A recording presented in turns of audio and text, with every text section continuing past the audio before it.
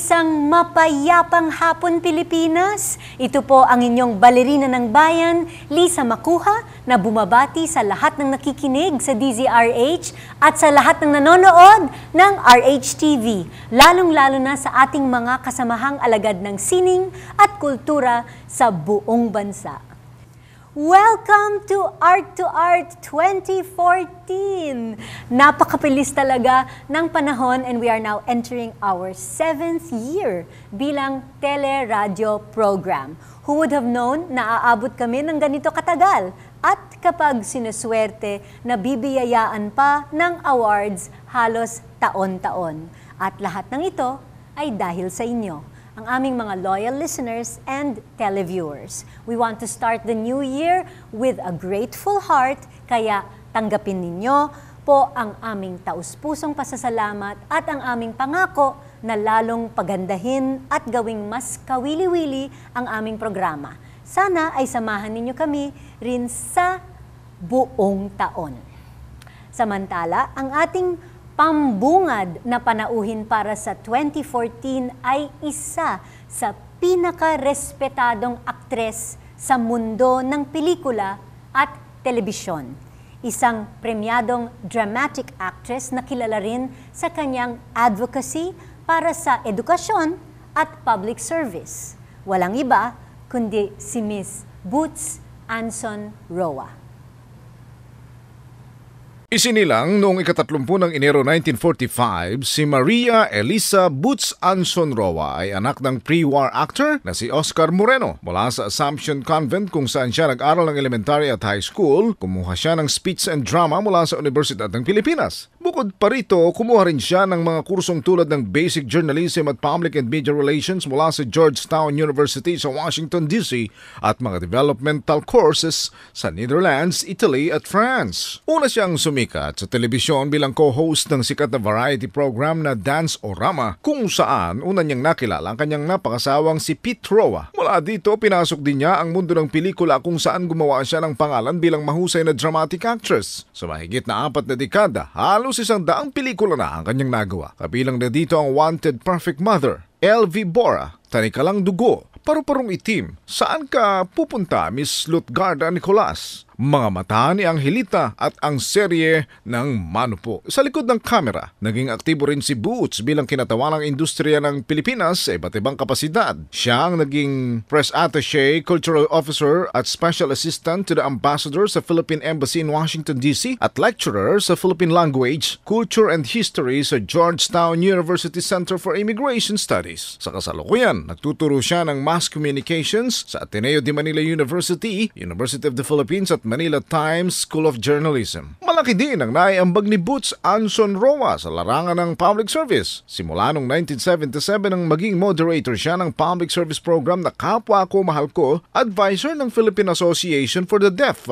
Naging bahagi rin siya ng maraming organisasyon tulad ng DARE, Philippine Mental Health Association, National Commission for Rehabilitation of the Disabled, UPPGH Medical Foundation, Philippine National Red Cross at Organ Transplant Foundation. Siya ay naging commissioner din ng Philippine Commission on Population, chairman ng Cinema Committee sa NCCA at vice chairman ng kapisanan ng mga broadcasters sa Pilipinas Metro Manila Chapter. Nagsilbi rin siya bilang chairman at presidente ng Intercontinental Broadcasting Corporation o IBC-13 noong 1988 at sa kasalukuyan ay presidente ng MOAL Fund. Kabilang sa maraming karangal ang kanyang natanggap na ay ang 10 Outstanding Women in the Nation Service o Towns Award noong 1974, Outstanding Alumna mula sa University of the Philippines noong 2000, Star Awards for Movies Lifetime Achievement Award noong 2001 at ang FAMAS Lifetime Achievement Award noong 2003. Isang mainit na pagbati ang hatid ng Art to Art sa premyadong aktres at haligi ng industriya ng pelikula at telebisyon na si Miss Boots Anson Roa. Magandang hapon, Ma'am Boots, and welcome to Art to Art. And thank you very much, Lisa. Thank you for inviting me and for making me the buena mano of the year of Happy 2014. New Year! Thank you. And may the year bring you all the blessings. And I want to commend you personally for the wonderful service that you are rendering to our community, our constituents. through the art that you are most noted for and to the craft that you have become an expert at. Alam po ninyo, itong si Lisa, pag pinapanood natin sa ballet, pagkalaki-laki ng stage, she's so petite. Tapos, payat na payat. Pero pag nasa stage na, para bang ang laki-laki niya, she occupies the entire stage Naku, salamat, with her Ma'am presence. Boots. With her presence. Thank you so much. Napanood ninyo yung Swan Song series ko na Nutcracker last December. Yes, and Swan Lake and before Swan that. Lake, wow. Yeah. Kasama yung apo ko na nag-aaral din ng ballet at age of 7. Wow. And Chiki, of course, my daughter. Okay, sana Yeah. naman magtuloy siya. Yung Palagay yung apo si ninyo. Sabrina, Yeah. palagay ko mukhang may hilig. Tsaka every time na napapanood ka, syempre na-inspire yung bata. Maraming salamat. Maraming salamat. Pero teka, this is an interview about you, Ma'am Boots. Okay. So, speaking of kabataan, was it your childhood dream na maging artista? Actually, hindi. Akala ko entablado lang ko sa eskwela, mga theater presentations. I didn't think na mapupunta ako sa TV at saka sa movies. Kaya lang, nandun yung sinasabi nila yung silakbo ng dugo, no? Dahil ang tatay ko, Oscar Moreno, artista nung 50s and 60s. So, aside from yung nasa dugo na tinatawag, yung exposure kasi sumasama ako sa kanya sa studio. I can relate to that. Yung anak ko gustong maging ballerina. Oo nga. And she's already dancing also. So, yeah, I saw her. Did he encourage you to become an actress? As a matter of fact, no. No. Baliktad, no? Oo nga eh. Kasi sabi niya... Same thing with my daughter. Oo Hindi nga, ko masyadong ina-encourage. masarap na mahirap, lalo na sa pelikula. Masaya nga yan, colorful, merong challenges, pero colorful as in magulo din kuminsan, maraming intriga, maraming controversy. And he probably thought na he was going to spare me from all of that. Well, speaking of controversy, actually yung reputasyon ninyo is very wholesome. Your image is so wholesome. 40 years in the industry, which marami nga nagsasabi, very worldly, very, madaming, full of scandal, full of intrigue. How did you keep this wholesome image? Siguro kasi tumahimik lang ako. I mean, hindi ako masyadong nagsososyal, naglalalabas. And malaking tulong ang yumaong Mr. Pete Roa, my late husband, and the members of the family na very actively involved din sila. Pag merong mga events, sumasama sila. I would always keep them abreast of what was happening. And pag hindi kailangan talaga yung social event na puntahan, hindi ako nagpupunta unless meron akong specific participation like receiving an award or presenting an award or if it's a charity for a movie benefit, ganon. So, konti lang yung event na, alam mo, magchichikahan lang kayo, magkukwentuhan lang kayo. Doon nag-uumpisa kuminsan yung mga intriga. So, going back, ano po yung parang masasabi niyong biggest break ninyo sa entering the industry? In the movies? Yes, in the movies. Actually, maliit pa lang ako, tsaka teenager pa lang ako, nakakatanggap na ako ng mga movie offers dahil nga sa exposure sa father ko. But ako mismo, hindi rin ako mahilig. Akala ko sa school theater lang ako magpe-perform. Until I ended up on TV muna as a UP student when I was in my senior year. Inalok ako ng TV5 to take over Baby O'Brien, who was Pete Roa's co-host in Dance-O-Rama. So si Baby napunta sa ibang channel, naiwan na partnerless si Pete. So they looked into schools and nirekomenda naman ako ng UP where I was a senior at that time. Nung una, hindi ko pa nga tinanggap kasi sabi ko sayang, I was running for honors. And it being a daily show, medyo kakain talaga ng oras mo. Yeah. But binalikan ako. And my mother told me, napakagandang break yan, napakagandang pagkakataon kasi parang practicum mo na yan, nasasweldohan ka pa. I mean, how many students would want to be in your shoes? Or in your boots. So, sabi ko, di sige. So, yun, as a senior, after classes in UP, I would go direct to the network at araw-araw yun, na-hone yung spurs ko, so to speak. And most importantly, na-meet ko si Pete. Yes, na-meet niyo. And because of Propinquity, magkasama kami araw-araw. Siya yung naging mentor ko. You know, after a year, we were Mr. and Mrs. Pete Roa. Okay.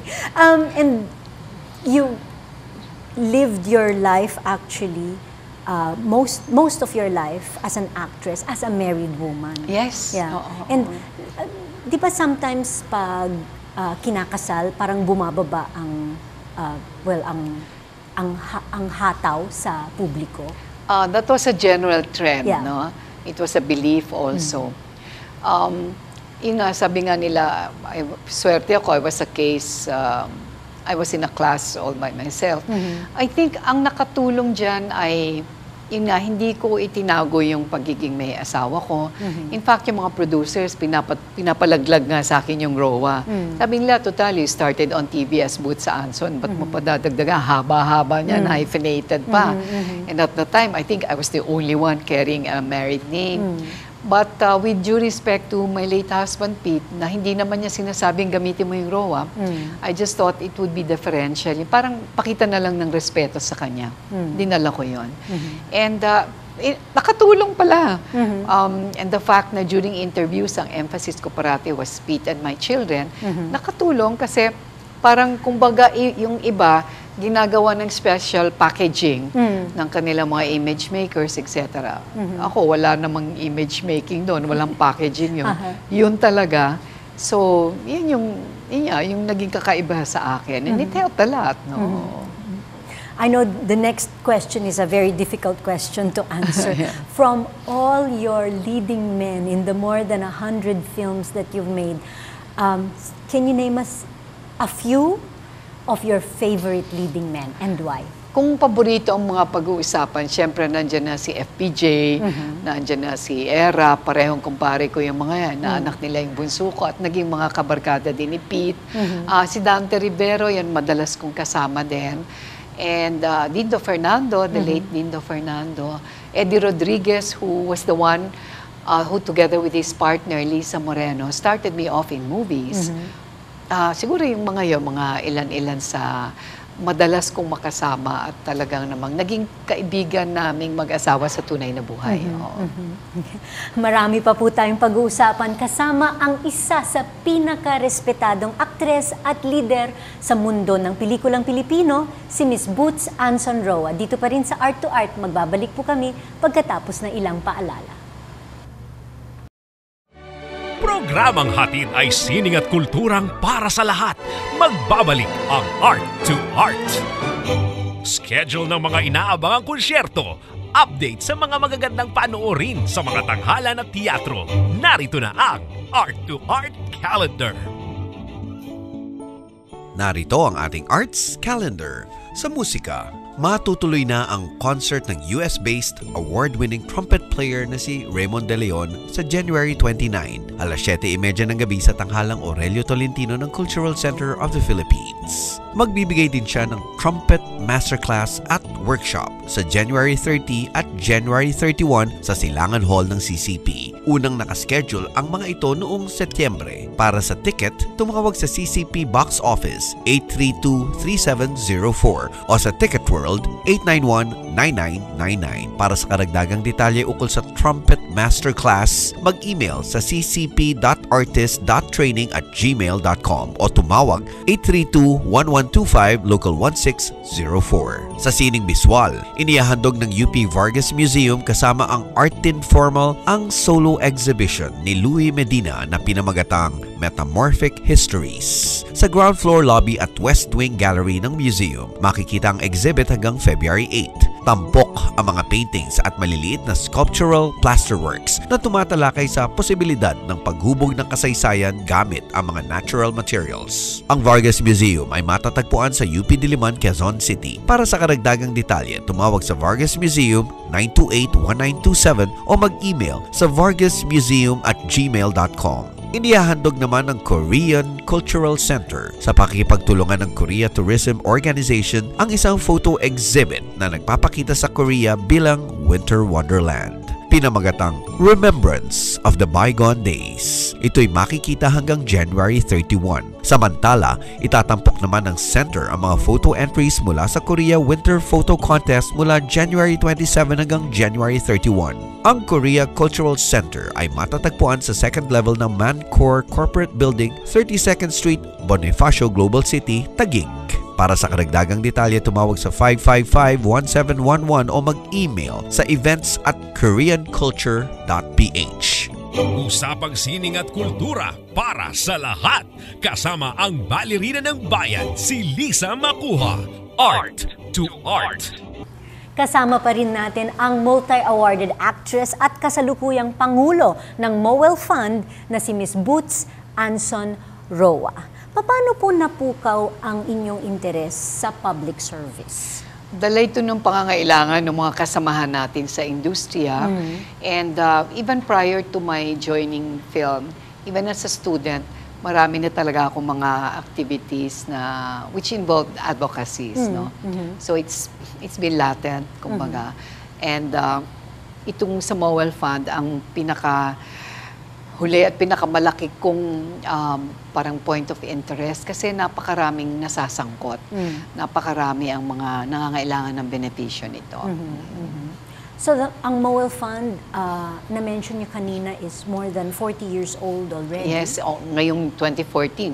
By March, 40 years na. So, bilang president ng MOEL Fund, ano ang mga immediate priorities yung pagtulong sa mga movie workers? What is the immediate need? Oo, as indicated by our charter and our bylaws, ang MOEL Fund or Movie Workers Welfare Foundation ay nilikha noong 1974 sa pamumuno ni former President and now Manila Mayor Erap para magbigay ng benepisyo sa mga marginalized movie workers natin. Kasi in the industry, lahat kami contractual eh.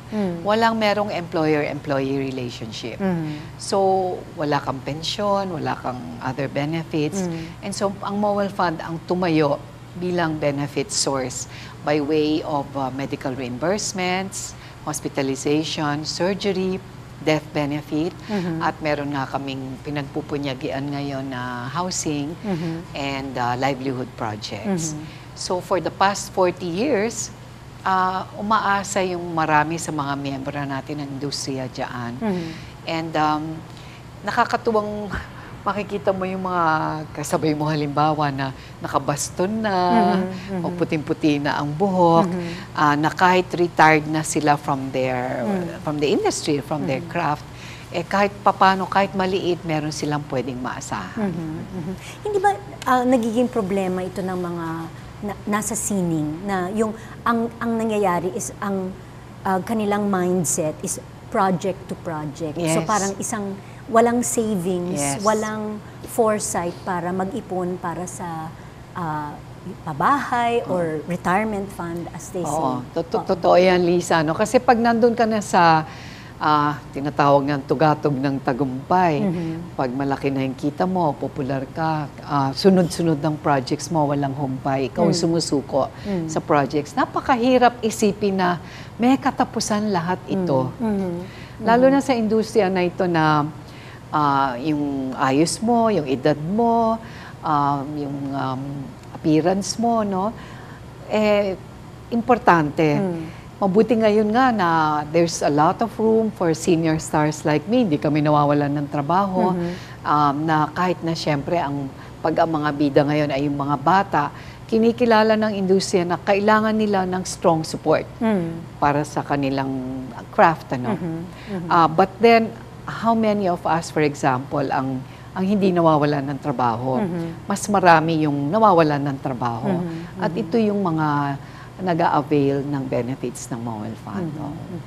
So, pag looking back at more than 40 years in the industry, tapos ang kasabay ninyo ngayon ay batang-batang artista. Mga bagets. Mga bagets na yun. Ano yung pinapayo ninyo sa mga bagets na ito na pumapasok pa lang sa industriya? By experience, and they appreciate that kasi batay sa karanasan namin. Sinasabi namin sa kanila nga na been there, done that na kami, di ba?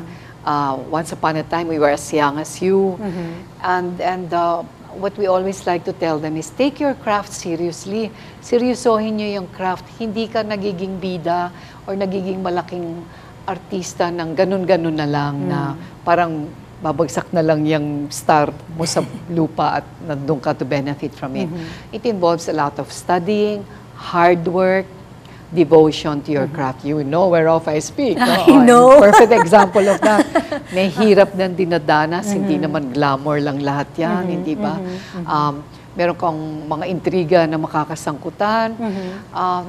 Pero ang pinaka-importante siguro aside from all of that, ay yung pakikisama mo, lalo na dun sa mga maliliit.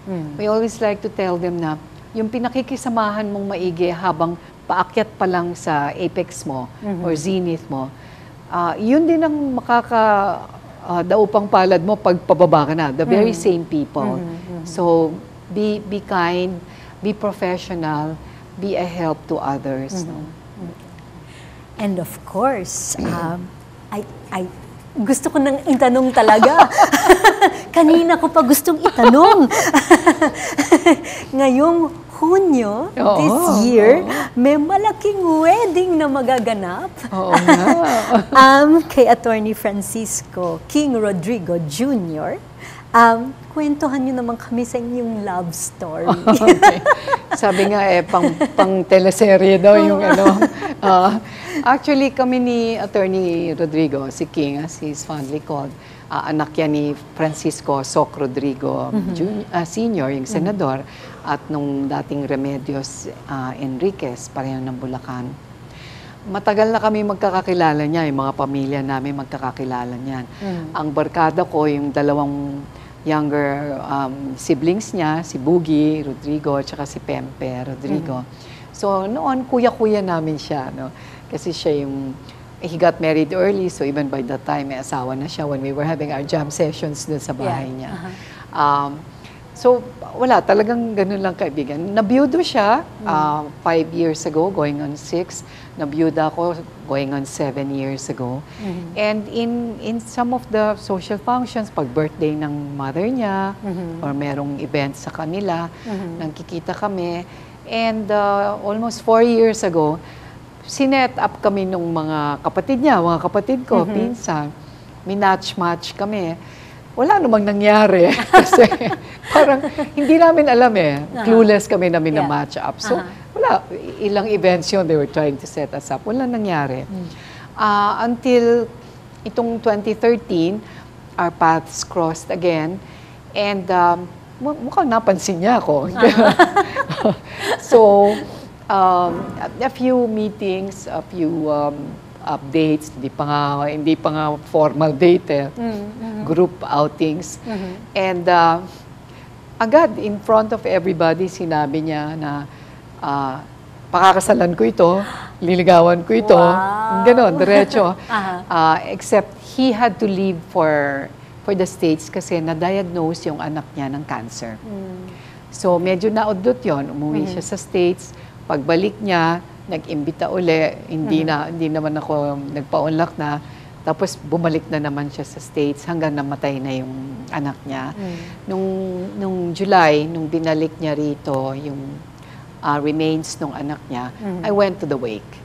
And doon na naman nag-umpisa lahat. Medyo doon na seryoso, na tuloy-tuloy na hanggang, it was a brief 4-5 month courtship na araw-araw nag-aaya siya magpakasal. Yung mga ganon. Very intense. But I saw in the man a role model. Di ba, madalas ako yung ginagawang role model ng iba. Yes. I'm very thankful for that. Malaking blessing yon, malaking responsibilidad din. But nakakita naman ako ng role model ko in terms of the intellectual capability, yung personality, yung character, and most importantly for me, yung values niya. At saka yung the spirituality niya. Tinatawag nga ako Mother Superior ng iba. Ito mas Father Superior pa yata sa akin.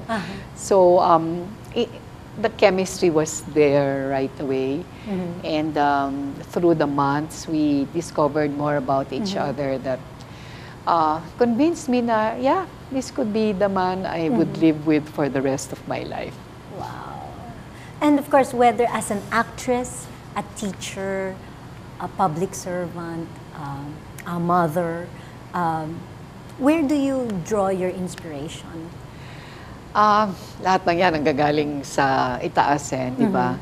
Not only the inspiration, but even the strength, no? The wherewithal. Kung meron man tayong talent, binigay lang naman yan lahat sa atin. Binabalik natin doon sa nagbigay. We don't take personal glory in that because, kumbaga, pinahiram lang yan sa atin, binigay lang yan sa atin. In terms of, halimbawa, strength, no? We do need strength to pursue all of this and to withstand whatever challenges. I guess it really all comes from up there. Siya yung ating gabay. At ang lahat ng ito, lahat ng ginagawa natin, ikaw, yung service na ginagawa mo, it's our way of paying back. It's our way of giving back. And I'm very happy na after 6, 7, going on 7 years of being alone, ay nandyan ngayon si Attorney Rodrigo after June to join me in paying back because he himself is blessed with much success and many achievements. No? So together, we will do that. Yes. Together with our children and grandchildren even. So, mas masaya. Papagpatuloy ninyo yung trabaho together. Oo. Yes. And your New Year's message po sa lahat ng nakikinig sa atin ngayon. Sabi nga po nila bagong taon, bagong pag-asa, pero siguro hindi na natin kailangan hintayin yung January 1 para pairalin yung bagong pag-asa sa atin. Each day should bring us new hope. Each day should make us grateful that we have awakened to a day dahil maraming hindi nagigising sa umaga and they go the night before. So each day is a gift. Meron nga sinasabi, carpe diem, seize the day, seize the moment. And let us do the best with the present. Kaya tinawag na present, regalo. Kasi yung past, tapos na yan. We can only learn from them. The future, wala pa ho sa atin. We don't know what it will bring us. So, yung ating pong pangkasalukuyan ang bigyan natin ng pagpapahalaga at bigyan natin ng ating best effort kung paano ito magiging worthwhile, not only for ourselves, but for the others who we serve. And what can we expect from you po in 2014? Any new projects?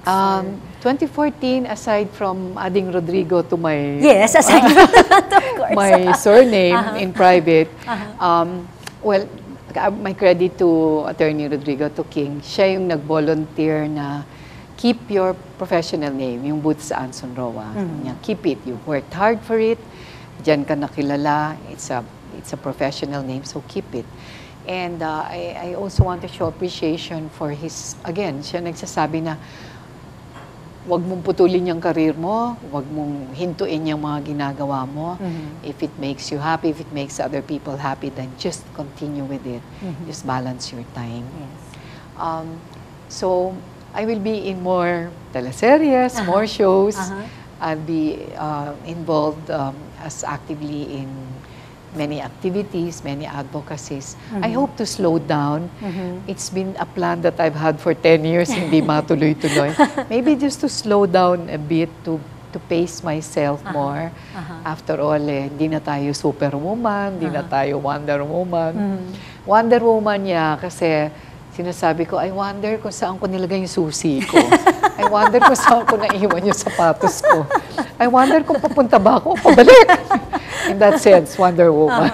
But pretty much we'll be doing the same things, but this time with a new and greater dimension as inspired by Attorney Rodrigo. Wow, fantastic. And of course, we wish you advance happy birthday sa Oh, thank January you. 30, Ma'am Thank you, Boots. thank And you. maraming salamat sa pagbisita ninyo dito sa aming programa. Thank you. More power to you and Art to Art. Thank you very much. Hanggang sa susunod na linggo, samahan ninyo kami ulit dito sa Art to Art, kung saan ang usapang sining at kultura ay para sa lahat. Ito po ang inyong balerina ng bayan, Lisa Macuja, nagpupugay sa artistang Pilipino.